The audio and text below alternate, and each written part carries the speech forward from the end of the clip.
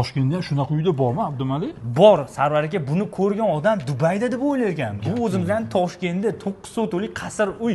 Men basseynni qarang, kattalikni, men bitta jakuzzisi bor. Bu hali holi va podvalda sauna, yana kichikroq basseynlargacha qo'yib qo'yilgan. Hovli katta ekan. Hovli juda ham katta. Yashash maydonini aytmaysizmi? 1000 kvadrat.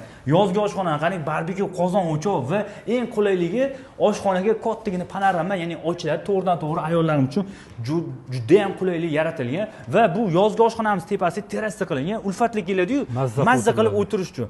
Men fasadni podsetniklarni qarang, shomga yaqin shunaqa yoritib beryapti. Hammasi tosh ekan, Abdumalik. Hammasi tosh. Mana men bitta ko'rayotgan granit. Juda ham chiroyli. Mana bitta avtomatik paliflariga ega, zeleniy zonalari ham juda ham chiroyli. Olgan odam bitta katta oila olsa mazza qilib yashaydi. Ana endi keling, sizga bu uyni ichini ko'rsataman. Ichidagi qilingan mehnatga o'zingiz bitta baho berasiz. Bilasizmi? Bizning o'zbeklarga kirishimiz bilan keng katta hol yo'qadi. Voy, mashalloh. Holga qarang. Hol bo'lsa shunaqa bo'lsin-da, bu yoqqa mehki zona qilib qo'ysangiz.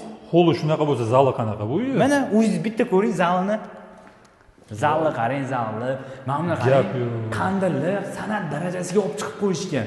48 ta stol sig'adi menimcha. Bemalol. Bu uyimizning eng katta plusi, uyimiz tarsoy bo'lgani uchun graylini oyna bor, yorilib tushadi.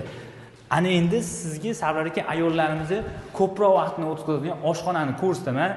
Oshxonaga qarang, o'zingiz bitta baho bering. Ayollarimiz qo'lini o'ynatib, mazza qilib shirinlar shakar taom pishiradi. Mana endi qarang, kirishimiz bilan bitta zo'r narsa meni ko'zimga tushdi, qarang. Bunda bossak, qarang. Voy, gap yo'q. Oxirgi narsada qo'yilgan ekan-da. Hammasi texnika.